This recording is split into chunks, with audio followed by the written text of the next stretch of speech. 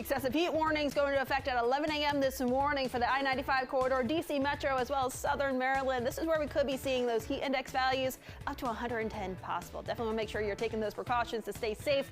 More details and when we finally see some relief coming up. And next this morning on DC News Now, Dominion Energy turning off an apartment building's power during one of the hottest weekends of the year. The reason for the move and what residents need to know, plus new allegations against former President Donald Trump in the classified documents case. And making streaming a little easier, the new app being developed right here at the DMV. The station covering all of the DMV. This is DC News Now.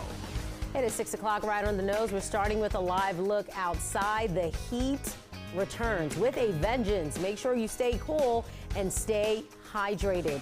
Good morning. Thank you so much for joining us on DC News Now on this Friday morning. I'm Tilsa Vakile in for Tanaya Ray. Yeah, good morning to you. I'm Corey James. Shanique will have more on your roads in a moment. But Jackie, anyone planning to go to work today but has the work from home option, they should probably consider and take it. Yeah, exactly. Especially staying in the AC, staying hydrated. Yes, that would be ideal. And also it would be ideal not to go outside where the humidity just smacks you in the face. Yeah, we're certainly noticing that this morning. That will continue through the day today. We do have some heat alerts to talk about, that excessive heat warning. So in that deep pink on your screen, that's for the I-95 corridor, DC Metro, as well as southern Maryland. Like I mentioned before, this is where we could be seeing heat index values up to 110 possible. Back off towards the north and west, heat advisories. That is where we will likely see the potential for those heat index values in the low 100s, talking up to 105 possible. Temperatures out there right now, already a very warm start. We're already at 80 degrees in DC, 81 in Lexington Park, upper 70s in Fredericksburg and Hagerstown, upper 60s to low 70s off towards the north and west.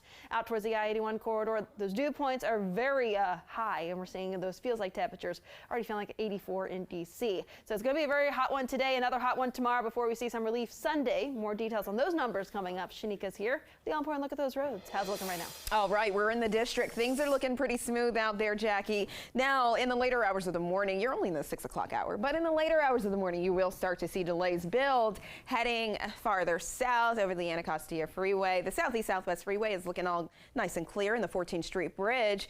It is not backed up right now, at least. 66 east and west and 95 north and southbound. Everything is pretty smooth. You have one crash, though, in Manassas. That's south of 66 Sudley Road at Balls Ford Road. All right, Shanika, getting you where you need to go. 6:02 this morning on Friday. Yeah, let's take a look at your Know and Go headlines this morning. A man is in custody and connected to a deadly hit and run near the National Mall earlier this month. 33-year-old Benjamin Robertson has been charged after allegedly running from Secret Service agents and hitting a 75-year-old man from Philadelphia who died in that incident. That man's 13-year-old granddaughter was also seriously hurt. And D.C. Mayor Muriel Bowser is pushing for the Commanders to return to RFK Stadium in this new ownership era. Lawmakers are introducing a bill to extend the stadium's lease and update that area. The Commanders, they've played on FedEx Field since 1997. They'll stay there till 2027. And the Virginia Department of Education and Virginia High School League are in conflict. This is all over the league's policies, allowing transgender student athletes to play on teams aligned with their gender identity. Department of Education recommending students play on teams based on their sex assigned at birth. All right, time right now is 6:03. The dangerous heat wave continues today, and temperatures are expected to feel like triple digits outside. That's right. And as we head into the weekend, it is important for people to do all they can to stay cool and stay safe. Our Lex Juarez is live at the National Mall this morning. So, Lex, talk to us. How's it feeling right now at this 6:03 hour? Right, well, I was dreading how it was going to feel once the sun came up, but to be honest, it's not too bad just yet. It's definitely hot, definitely a little bit muggy, but it has been worse, and I'm sure throughout the day today it will get worse. That's why officials across the DMV are working to make sure that people are able to stay cool and do have some options to stay cool. So looking at what's going on here in DC Public Schools did cancel all of their outdoor activities, and that's going to be for today through Sunday. That includes recess, PE classes, athletic practices, and any kind of school-specific event or field trip that's supposed to be outside. Cooling centers are also open across the city for those in need. We also got DC spray parks. They're staying open longer because of this heat wave. 17 of them will be open from 10 in the morning until 9 at night throughout the weekend. And folks are already feeling the impact of the heat, and for some of them, it's harder to deal with than others. Eating ice cream, but it's not helping. We're dying. There's a decent breeze going towards this, towards the other path down to the monument, so it wasn't actually too bad. Well, one of the main things that you can do to keep yourself safe in this heat is stay hydrated. Over in Virginia and Fairfax County, they're actually giving out bottles of water and sunscreen at their cooling centers to make sure that people there are staying hydrated. In Alexandria, Loudoun County, and Prince William counties are converting libraries and rec centers into cooling centers as well. Over in Maryland, you can beat the heat in cooling centers at Montgomery County. They've also got ride-on buses that are giving out free bottled water there.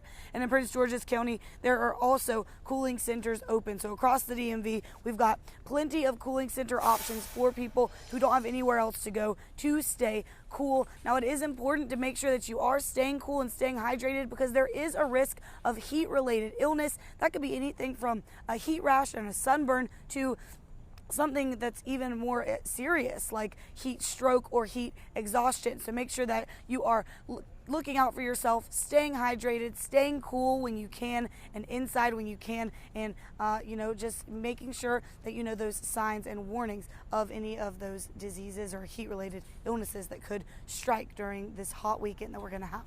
For now, live in Washington, I'm Lex Juarez, DC News Now. All right, Lex, thank you. You and Tim stay cool out there. The extreme heat is affecting commuters across the DMV as well. It's delaying and canceling trains from Amtrak to MARC trains and the Virginia Railway Express. Extreme temperatures means the rails expand and can buckle, and trains slow down to put less stress on those rails, but the trade-off, more stress for commuters. With the train slowing down, it's going to take me almost double the time because they're not only did they cancel some of the trains coming this way, but they're also only going 25 miles an hour. And I have to leave early, and it's tough when you have work to do, and now I have to go rush home and continue working. Now, those taking mass transit should check with their transit agency for any delays or cancellations. All right, during the middle of this heat emergency, hundreds of people at a Roslyn apartment complex, they're going to be forced to have no AC for hours tonight because of a mineral oil leak. Now, Dominion Energy says that leak could cause infrastructure damage, a blackout, or even a fire at the Park Roslyn Apartments on North Pierce Street. The utility company says the outage will impact more than 250 customers. It is planned to start tonight at 10. Crews hope to have it restored by 6 o'clock tomorrow morning. And back here in the district, a reminder for tenants, if your AC is not working and your landlord is not helping, you have some options. The district's office of the Attorney General has a free mediation hotline. You can call the number on your screen. That's 202-442-9828. And for more weather tips and the latest forecast, make sure to download our DC Weather Now app on your phone. Just scan the QR code on your screen to download it.